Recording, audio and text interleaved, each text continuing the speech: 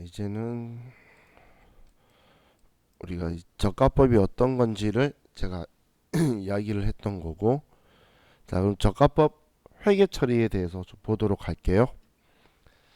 자, 저가법으로 회계 처리한다라는 건, 자, 이 분계는 너무 신경을 쓰지 마세요. 컴퓨터가 해주는 부분도 있고 한데, 이 분계했을 때 계정 과목의 성격에 대해서 이야기를 좀 할 거니까, 우리는 그 성격에 대해서 정확하게 인지를 하면 되지, 뭐 분계를 이대로 정확하게 뭐 명쾌하게 할 필요는 없으니까. 자, 그럼 우리가 재고 자산을 취득을 했는데, 자, 예를 가지고 볼게요. 자, 우리가 X1년도에 재고 자산을 취득을 해요. 차변에 예를 들어 상품을 1,000원짜리를 샀어요. 그리고 대면에 돈 주고 현금 1,000원이다라고 썼어요. 그럼 X1년도 기말에 봤더니 이 상품의 공정가액이 800원으로 하락을 한 거예요. 800원으로. 자, 그러면 우리는 이 800원으로 내렸으면 200원이 내렸죠. 그럼 200원 내린 만큼을 우리가 대변에 200원 내렸다라고 써주는데, 대변에 지우게 되면 이 앞에 1,000원에 사왔다라는 걸 우리가 인지하고 있어야 되는데, 1,000원이라는 가격이 여기 대변에 상품 800원이다라고 쓰면, 이렇게 800원이 200원이라고 쓰면 이 상품 금액이 800원으로 내려가서 1,000원이었다는 사실을 우리가 상실하게 되겠죠. 그렇기 때문에 우리는 상품이다라고 이렇게 쓰지 않고 여기에 재고자산 평가충당금이라는 이 상품의 차감 계정으로 계정 과목을 만들 거예요. 1,000원인데 200원 달아서 800원이에요. 만약 원재료였다면 원재료의 차감 계정, 제품이라면 제품의 차감 계정으로 이렇게 달아버릴 거라는 거예요. 그럼 외부 용자한테는 800원이다라고 보여주기는 보여주는데 1,000원에 샀는데 200원 달아서 800원이에요. 이렇게 보여줄 거라는 거예요. 자, 그럼 이제 차변에는 이걸 비용 처리하는 계정 과목이 재고자산 평가 손실이라는 계정 과목으로 200원 이렇게 처리를 할 건데, 그럼 이 재고자산 평가 손실이라는 건 우리 회사의 과실로 인해서 발생한 손실이 아니죠. 그렇기 때문에 우리는 매출 원가에 가산 포함하게 돼요. 매출 원가로 처리를 할 거란 이야기예요. 그래서 재고자산 평가 손실은 매출 원가에 더해주는 성격이라는 거예요. 매출 원가에. 자, 그랬는데 X2년도 기말에 공정가액을 봤더니 얘가 1,200원으로 가격을 회복하고 오른 거예요. 그럼 우리가 취득을 1,000원에 했었는데, 그럼 기말에 취득원가와 공정가액을 보면 얘가 더 작죠. 그러면 1,000원으로 해야 되는데, 우리는 사실 장부상에 얘 1,000원이라는 건 옛날 이야기니까 모를 거잖아. 그런데 우리는 1,000원인데 200원 내렸다는 이 기록이 있으니까 200원 한도로만 얘를 지워버리면 그냥 1,000원이라는 기록만 남게 되겠죠. 그래서 가격을 회복하면 이걸 지워주는 거예요. 그래서 차변에 재고자산 평가충당금 상품의 차감 계정을 얘를 200원 지워주게 되면 우리는 200원만 올려서 취득 원가가 되게 되겠죠. 차감 계정만 지웠다는 이야기예요. 만약 100원, 900원이었으면 100원만 줄이고 100원만 남겨뒀을 건데, 근데 1,200원으로 취득원가보다 높이 올라갔으니까 우리는 취득원가로 보여주기 위해서 우리 과거에 내렸던 200원을 전부 다 지워주는 방식으로 분개를 한 거예요. 그럼 대변에는 우리가 이때 쓰는 게 재고자산 평가충당금 환입이라는 계정 과목으로 200원이다라고 분개를 할 건데, 자, 이 재고자산 평가충당금 환입이라는 건 얘는 우리가 평가 손실했을 때 비용 처리했는데 얘가 매출 원가로 처리되는 영업비용으로 처리한 거예요.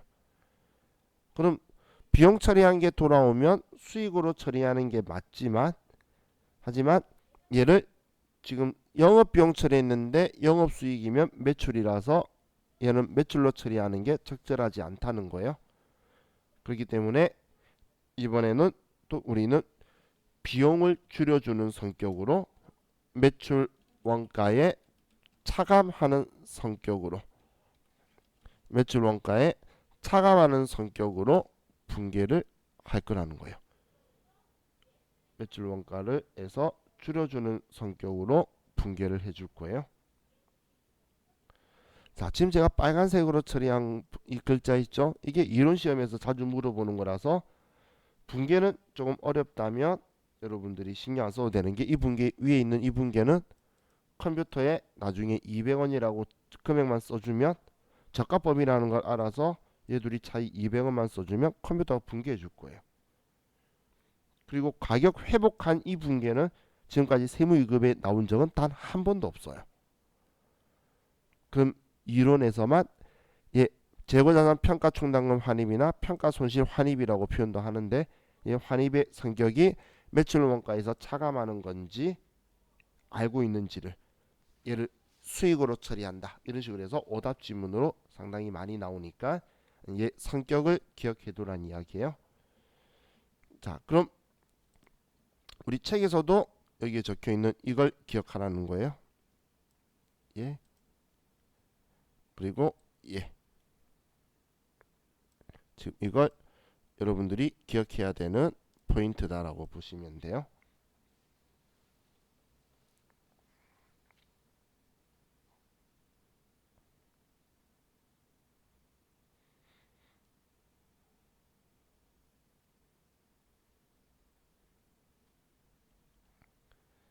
자, 그럼 이번에는 감모 손실에 대해서 볼게요. 자, 우리 감모 손실은 어디에서 봤죠? 자와 같이 순환 결정 방법 할 때에 혼합법을 이야기하면서 감모 손실을 파악하기 위해서 하는 거라 그랬죠. 근데 이때는 수량으로 이야기를 했고, 자, 이번엔 금액으로 하는 거예요. 자, 지금 하는 거는 이제 우리 결산하고 실기하고 관련이 있는 부분인데, 이번에는 자, 재고자산 감모 손실을 가지고 보면, 자, 이거에 대해서 볼 건데,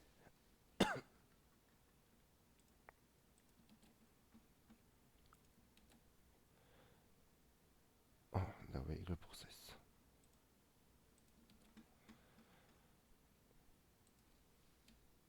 우리가 금액으로 T 계전을 쓰면, 예를 들어 상품이라고 했을 때 차변에 기초 재고액이 되고, 여기에 단기 매입액이 되고, 그리고 기말 재고액이 되고, 그리고 매출 원가가 된다라는 거예요.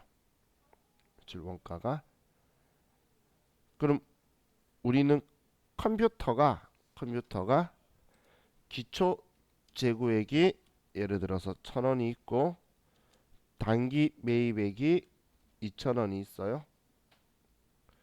그리고 내가 컴퓨터에 기말 재고액이 1,400원이 있다라고 하면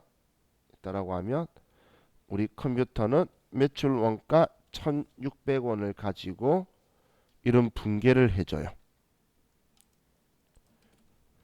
컴퓨터가 자동으로 차변에 상품 매출 원가 1,600원이다. 대변에 상품이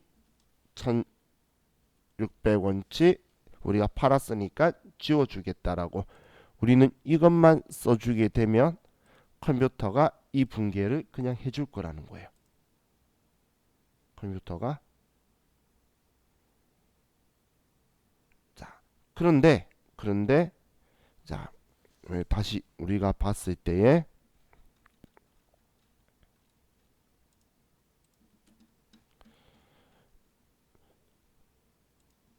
자, 우리가 상품이 있는데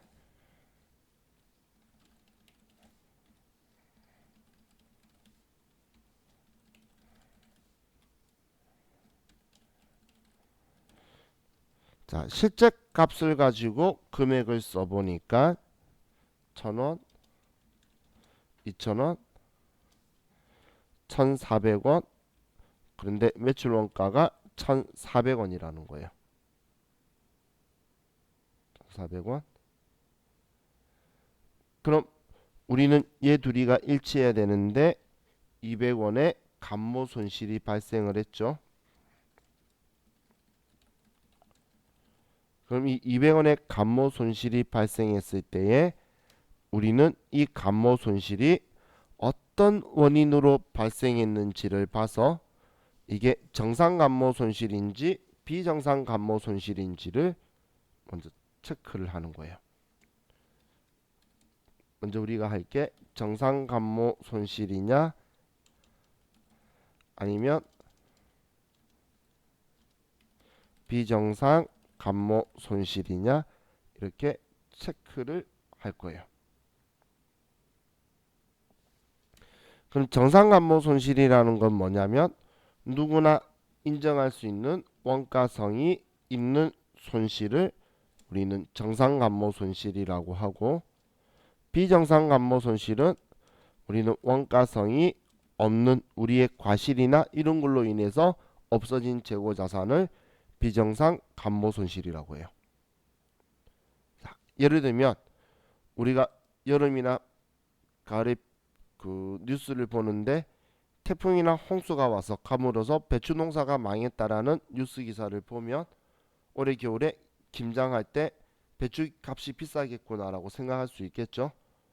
근데 그런 생각을 한다는 건 방금 그 배추가 없어지는 걸 보면서 정상 감모 손실로 원가성이 있다라는 걸 인식했다는 거예요. 그런데 TV를 보는데 고속도로에서 교통사고가 나서 배추 실은 트럭이 쓰러져서 배추가 나뒹구는 거 봤어요. 그걸 보고 올해 김장할 때 배추값이 비싸겠구나라고 생각하지는 않겠죠. 그 누군가의 과실로 인해서 발생한 거는 원가성을 인정 안 한다는 거예요. 그게 얘 둘이의 차이예요. 그럼 정상 감모 손실은 우리가 회계 처리를 하면 할 때 자, 어떻게든 정상 감모 손실이든 비정상 감모 손실이든 자산이 없어진 건 똑같기 때문에 비용으로 처리하는데, 정상 감모 손실은 영업 비용으로 처리를 할 거고 비정상 감모 손실은 영업 외 비용으로 처리를 할 거예요. 그럼 영업 비용으로 처리하는 계정 과목이 차변의 매출 원가고 상품 매출 원가 이런 거고, 영업 외 비용으로 처리하는 계정 과목이 재고 자산 감모 손실이라는 계정 과목이라는 거예요. 자, 그럼 이걸 분계를 하면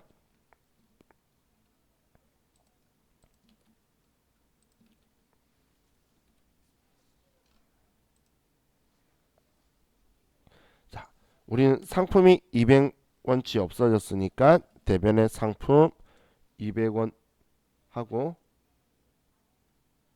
차변에 얘는 상품이니까 상품 매출 원가라고 200원 분계할 거라는 거예요.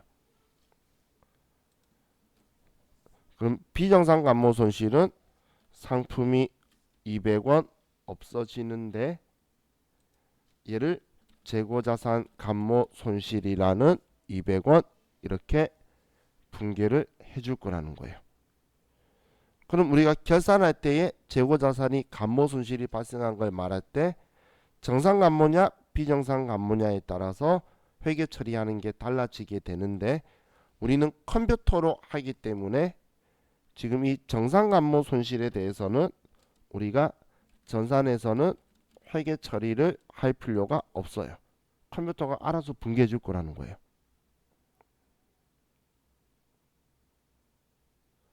컴퓨터가 알아서 이 금액을 분개해 줄 거예요.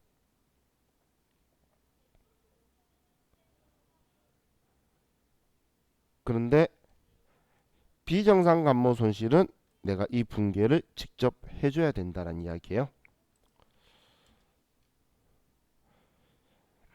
자, 그럼 이걸 봤을 때, 자, 생각을 했을 때 위를 보면 지금 이 상황에서 원래 매출 원가는 1,400원만 분개가 돼야 되는데, 그런데 지금 기말이 1,400원 남아 있죠. 그럼 기말 재고 자산에 1,400원 남아 있다라고 쓰면 분개를 매출 원가하고 상품이다라고 해서 1,600원으로 알아서 컴퓨터가 얘를 분개를 해줘요. 이것만 써주게 되면. 그럼 매출 원가 200원 지금 2분기하고 지금 위에 있는 2분기하고 똑같죠? 차변 대변이. 차변의 상품 매출 원가, 대변의 상품 똑같잖아요.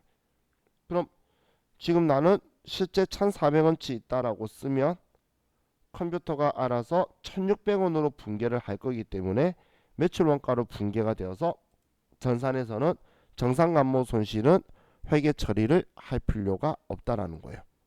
우리 전산 세무회계든 AT 자격시험이든 컴퓨터로 하는 곳에서는 이 분개를 따로 할 필요가 없어요.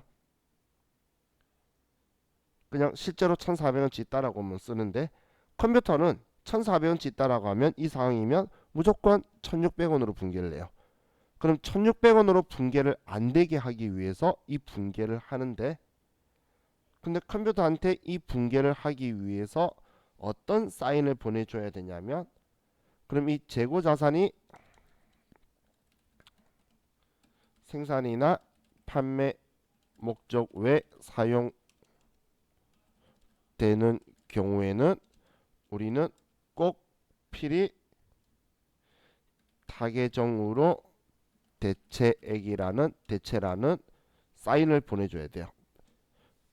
이 상품이 간모 손실이 되었던, 직원 줬으면 복리후생이든 기부했으면 기부금이든, 얘는 생산이나 판매할 거라는 의사표현이 상품이라고 사왔을 때 써둔 건데 얘를 다른 목적으로 사용이 되면 그러면 타계정으로 대체되었다라고 우리가 사인을 보내줘야 돼요. 그래야지 물건 없는 만큼을 물건 팔린 걸로 컴퓨터가 오해를 안 한다는 거예요. 이 오해를 안 하기 위해서 사인 보내주는데 타계정으로 대체하는 방법이 적용 8번을 선택해주는 방식이 타계정으로 대체하는 거예요. 타계정으로 대체. 자, 지금 이게 어떤 이야기인지 컴퓨터 가지고 한번 그냥 구경을 시켜 드릴게요.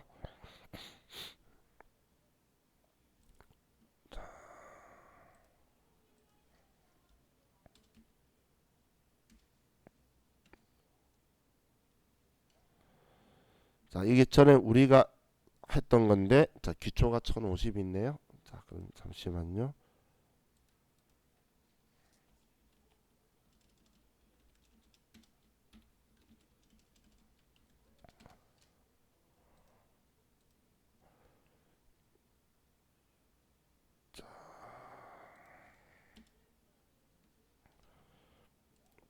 지금 제가 방금 이야기했던 게 컴퓨터에 기초하고 매입한 게 들어와 있는 거예요.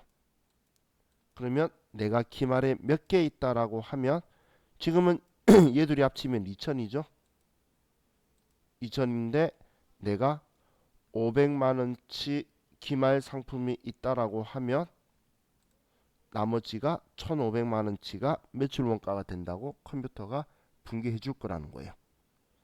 그래서 지금 기말 상품이 얼마치 있는지를 이야기하는 이유가 그것 때문이에요. 여러분이 계산할 때 이 금액을 써줄 거라는 거예요. 그럼 이 금액을 써주기 위한 게 기말 재고자산 이야기를 한 거고, 지금 여기에 내가 전부 다 써서 0원이라 그러면 얘 둘이 다 썼으니까 200원이 매출 원가라고 하는 거고, 내가 1000만원치 남아있어 라고 하면 1000만원치 팔렸다고 하는 거고, 내가 1500만원 남아있다면 500만원치 매출 원가로 팔렸다고, 지금 내가 얼마 남아있다라고 말해줘야 그럼 나머지는 팔렸겠네라고 컴퓨터가 할 거란 이야기예요. 그럼 이거 가지고 제가 컴퓨터가 붕괴해 준다는 게 전표 초과라는 버튼을 누르면 컴퓨터가 붕괴를 해줄 건데, 그럼 이렇게 방금 제가 500만원치 있다라고 하니까 차변에 1500만원, 대변에 상품 1500만원이라고 해서 지금 아래쪽을 보시면 차변에 상품 매출 원가 1500만원, 대변에 상품 1500만원, 이렇게 붕괴를 컴퓨터가 해버릴 거라는 거예요. 지금 이 이야기가 제가 지금 여기서 이 이야기를 한 거예요. 내가 얼마치 있다라고 하면 이 금액을 이렇게 붕괴해 버릴 거라고 컴퓨터가. 그럼 난 얼마 있다라고만 정확하게 말해주면 컴퓨터가 붕괴를 할 건데, 근데 만약에 지금 이 중에서 200만원이 여기에 들어오면 안 되는 건 거예요. 예를 들어서 200만원은 매출 원가에 포함이 되면 안 되는 거라면, 그때는 자, 우리가 여기에 들어오기 전에 지금 이 붕괴 있죠? 재고자산 감모손실인데 상품이 다른 곳에 사용이 된 게 있다라고 이렇게 타겟정으로 대체 저격 8번이라고 써준다라고 제가 표현했는데, 이 붕괴가 컴퓨터에 재고자산 감모손실이다, 그래도 200만원치가 딴 데 썼다고 볼게요. 그럼 얘 딴짓거리 한 데 썼어라는 표현이 여기에 숫자 8번을 쓰면 타겟정으로 대체액이라고 컴퓨터가 인지를 해요. 지금 여기에 제가 이렇게 타겟정으로 대체액이다라고 대변에 상품을 쓰면서 이렇게 표시를 해주면 컴퓨터는 이 200만원은 딴 곳에 썼다라는 걸 인지를 해서 결산에 들어가게 되면, 그러면 여기에 딴 곳에 쓴 거다라고 200만원이 들어오게 돼요. 그럼 똑같이 여기에 500만원 남았다고 써도 2000만원 중에서 딴 곳에 쓴 거 200 있고 기말에 남은 거 500이니까 이번엔 1300만원만 매출 원가로 붕괴하겠다라고 뜨는 거예요. 그럼 지금 이렇게 매출 원가로 붕괴를 200만원을 안 해주려고 하면 우리는 이 붕괴를 직접 해줘야 될 거라는 거예요, 미래에. 그래서 자, 이렇게 하는데, 자, 지금 이렇게 나중에 컴퓨터 가지 특성은 여러분 써보시면 뭐 저보다 더 잘 아시게 될 거니까, 그럼 여러분들은 생각하실 때 이제 처음으로 알아야 되는 내용이 뭐냐면, 재고자산이 생산이나 판매 목적 외에 사용되면 제가 이렇게 숫자 8번을 쓸 거예요.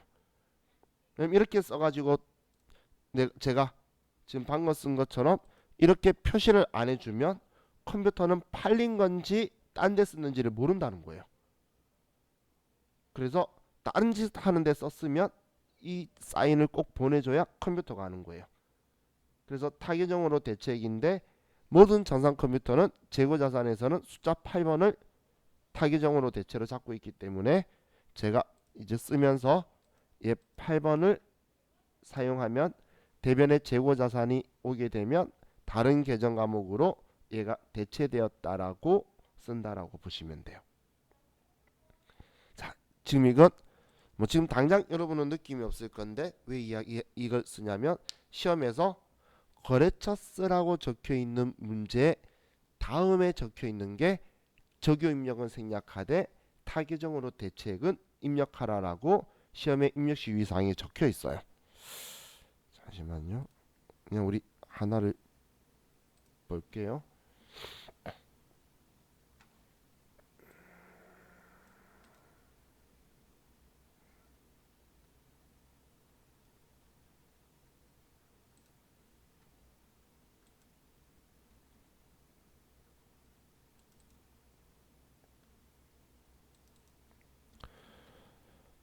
지금 우리가 시험 보는 시험 기출 문제예요. 그럼 이 기출 문제를 보면 입력시 유의사항이라는 게 있는데, 이 입력시 유의사항에 일반적인 조교 입력은 생략하지만 타계정 대체 거래는 조교 번호를 선택하여 입력한다. 얘가 방금 숫자 8번 제가 쓴 거예요.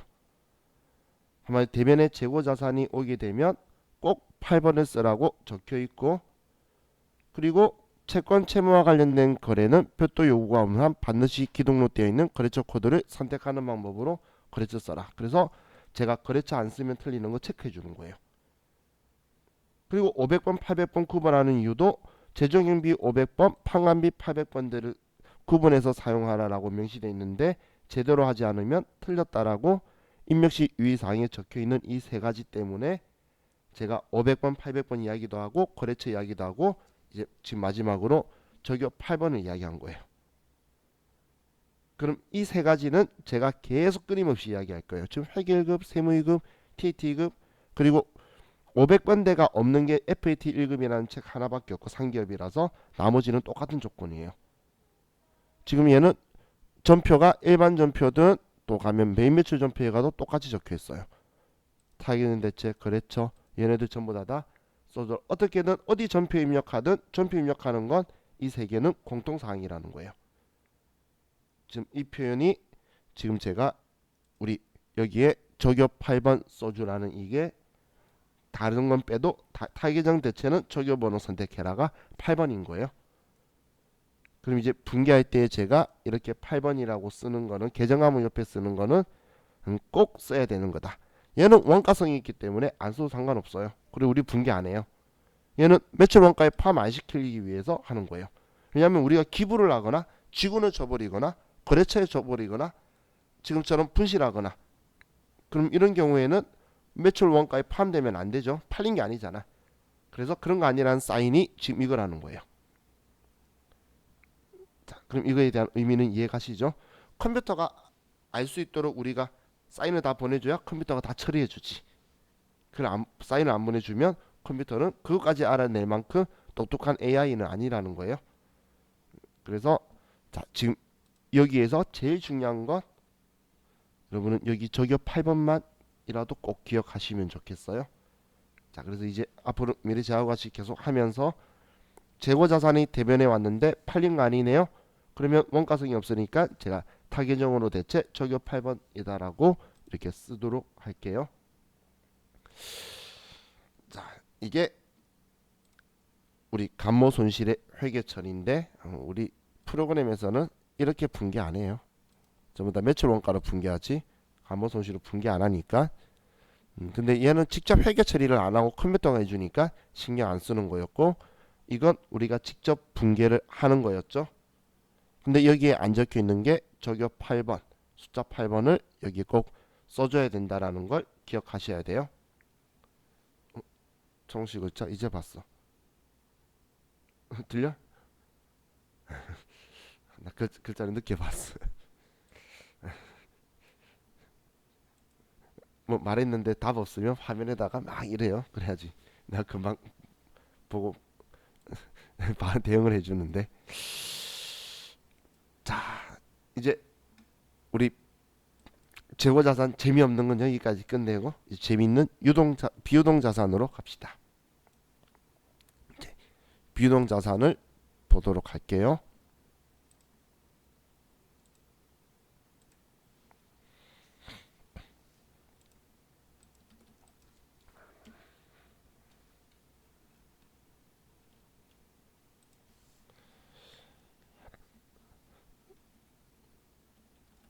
자, 비유동자산은 우리가 보고기간 종료일로부터 1년 이후에 그리고 정상 영업 주기 이후에 일어나는 것들을 비유동 자산이라고 하는데, 이 비유동 자산 중에 첫 번째가 우리는 투자 자산이라는 분류가 있죠. 자, 이 투자 자산으로 분류하는 건 영업 활동에 사용할 목적이 아닌 내구성 있는 자산이에요.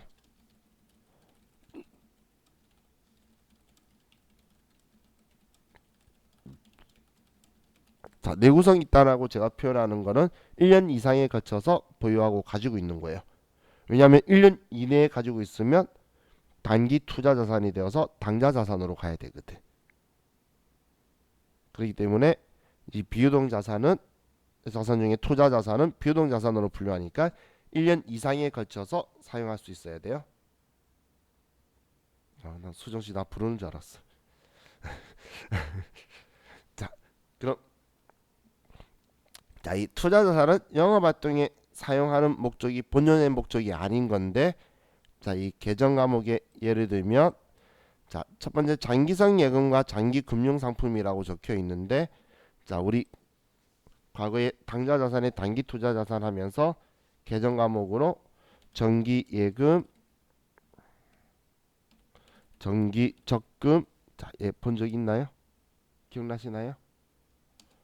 얘는 당좌 자산인 거예요. 당좌 자산에서 당좌 예금하고 뭐 이런 거 하다가 단기 금융 상품에서 받던 거죠.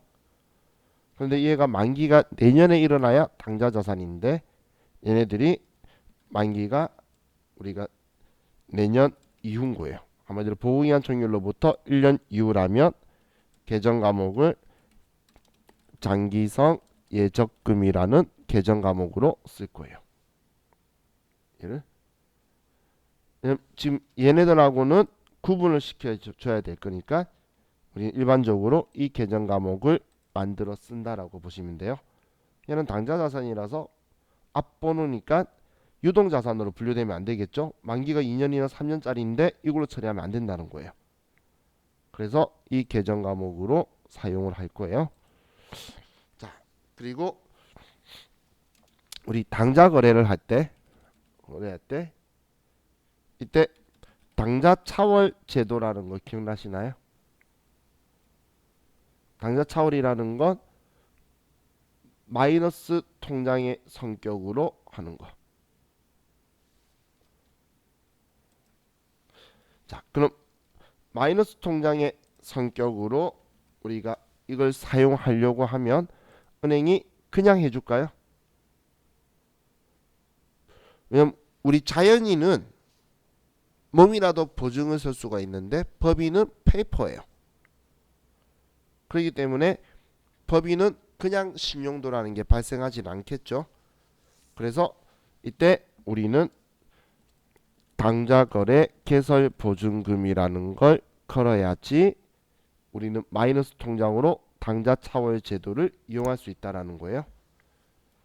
그럼 우리가 당좌거래 개설보증금 500만 원을 우리 보통 예금에서 이체하다 이렇게 써요. 그럼 보통 예금에서 돈이 나갈 거고 500만 원. 그럼 이때 사용하는 계정 과목이 특정 현금과 예금이라는 계정 과목이에요. 이 특정 현금과 예금이라는 이 계정 과목은 사용에 제한이 있는 거치성 예금을 이야기하는 거예요.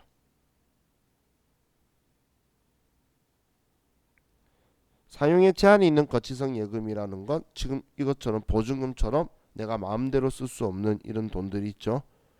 그런 걸 전부 다 특정 현금과 예금이라는 계정 과목을 써요. 그럼 지금 얘가 보증금이라 그랬죠. 근데 보증금 건 거니까 내 돈인데 당좌거래 해약하면 이 돈 돌려받아야 되겠죠.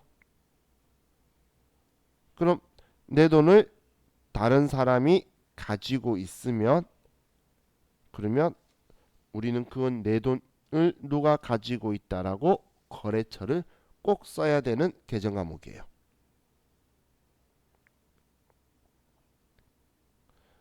그래서 이 특정 현금과 예금이 다른 계정 과목들은 계정 과목들을 좀 유추할 수가 있는데, 그런데 이 계정 과목은 조금 연관성이 이 두 개가 서로 없다 보니까 생각이 잘 안 나요. 그래서 계정 과목 질문 문제로도 내는데 생각하고도 실수하는 게 뭐냐면 여기에 거래처를 안 써서 그래요. 틀려요. 그래서 특정 현금과 예금 이 계정 과목은 우리 당좌거래 개설 보증금으로 거래처를 꼭 써야 하는 계정 과목이다라고 기억을 해주시면 좋겠어요. 자, 이게 우리 당좌거래 개설 보증금이고, 자, 다음 우리 교재 장기 대여금은 여러분들이 어떤 계정 과목인지 잘 아실 거니까, 자, 그럼 이제 우리 투자부동산이라는 계정 과목을 보면,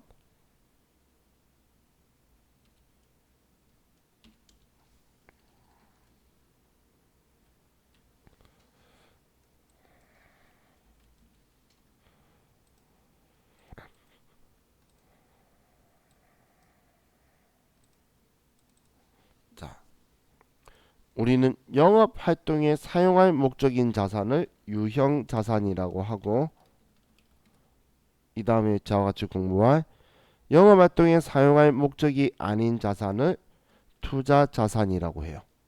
자산.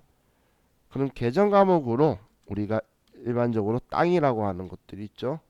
이 땅을 영업 활동에 사용할 목적으로 땅을 샀다면 내 장부에 토지라는 계정 과목을 쓸 거예요. 토지.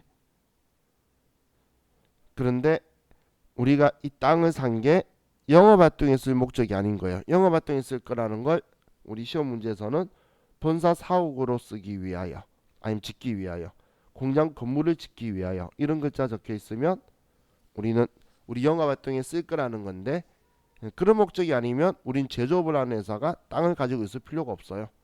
그러면 이때는 우리는 투자 부동산이라는 계정 과목을 쓸 거예요. 이때는. 자, 그럼 우리가 건물을 샀어요.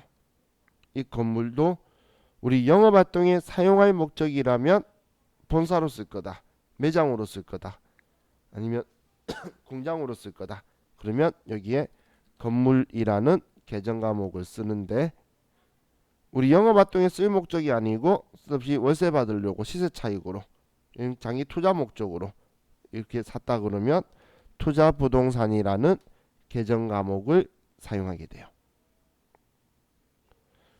그 말은 곧 영업 활동에 사용할 목적이 아니면 우리는 땅이든 건물이든 구분하지 않고 전부 다 투자 부동산이라는 계정 과목을 쓴다라는 거예요.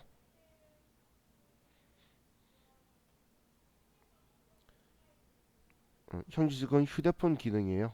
휴대폰에서 그 초점 맞추는 기능이 있어서 그런 거예요.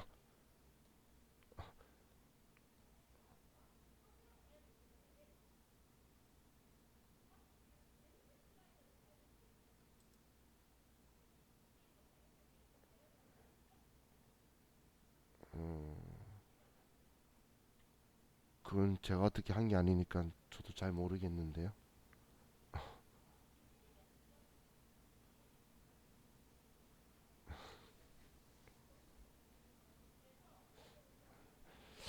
자, 그럼 지금 우리가 하고 있는 건 자산이죠. 지금 우리가 하는 건 자산이기 때문에, 그럼 이 자산은 취득할 때 부대 비용을 원가에 포함하는 거라 그랬죠. 자, 그래서 이렇게 예를 들어 볼게요. 우리가 투자 목적으로 혹은 장기 투자 목적으로 우리가 토지를 구입을 하는데, 토지 가격이 예를 들어 1억 원이고 토지의 취득세가 420만 원이 들어갔다고 볼게요. 자, 이 모두를 현금 지급했다라고 보면, 자, 그럼 대변에 우리는 돈을 준 건 1억 420만 원을 줬고, 그럼 차변에 투자 목적으로 토지를 산 거면 얘는 투자 부동산이라고 쓸 거죠. 그럼 투자 부동산이라고 쓸 건데, 그럼 1억 원 투자 부동산이고 취득세는 얘는 땅 사면서 들어간 부대 비용이죠. 땅 안 샀으면 이 세금 낼 일 없다는 거예요. 그럼 이 땅은 1억 420만 원보다 많이 받아야 이익이지 1억 받고 팔면 손해다라고 하기 위해서 취득 원가에 포함해 두는 거예요. 우리 모든 자산은 다 똑같다라고 했죠. 단기 매매 증권을 빼고. 그래서 이 취득세까지 다 포함해서 1억 420만 원이 투자 부동산이다라고 써둘 거라는 거예요. 자, 그래서 이게 우리 투자 부동산 이야기예요. 그럼 자, 이 투자 부동산을 자, 우리가 지금 위에 있는 이 투자 부동산을 1억 1천만 원에 매각을 했다라고 볼게요. 자, 그럼 우리는 첫 번째 할 일은 장부에 적혀 있던 이 투자 부동산을 지워주는 게 첫 번째 할 일이죠. 그럼 우리는 뭔가 처분하게 되면 장부에 있던 기록을 먼저 지우라 그랬잖아요. 그럼 얘한테 들어간 모든 부대 비용들, 만약에 뭐 중개 수수료였으면 그것도 투자 부동산이라고 쓰고 전부 다 써두는 거예요. 그래야 나중에 팔았을 때에 그 금액까지 다 받아야 본전인 거고, 그보다 더 많이 받아야 이익이다라고 하겠죠. 사면서 들어간 건 전부 다 투자 부동산이라고 써두는 거예요. 그랬다가 얘를 팔면 대변에 투자 부동산 1억 420만 원, 차변에 이제 얘 지웠으니까 돈 받는 거 쓰는데 1억 1천만 원을 받게 되면, 그러면 우리는 그냥 봐도 자, 항상 우리는 장부가액과 매각이 있으면 매각한 처분가액하고 차이가 이익이다 손해다라고 나오는 거죠. 그럼 1억 420만 원인데 1억 1천만 원 받았으니까 580만 원만큼 이익이다라는 거 알겠죠? 그럼 이때 쓰는 계정 과목이 투자자산 처분이익이다라고 쓸 거예요. 얘를 만약에 1억을 받았으면 420만 원만큼 투자자산 처분 손실이라고 썼겠죠. 차변에 1억 썼으니까 420만 원 모질했을 거잖아요. 1억만 받았으면. 그러면 투자자산 처분 손실이다라고 썼을 거라는 거예요. 자, 이게 우리 투자 부동산이라는 계정 과목을 쓰는 방법이에요. 자, 우리 16분인데 우리 이번 시간은 여기까지만 하고 이제 좀 쉬었다가 이제 우리 제일 재밌는 유형자산 볼게요. 쉬었다 합시다.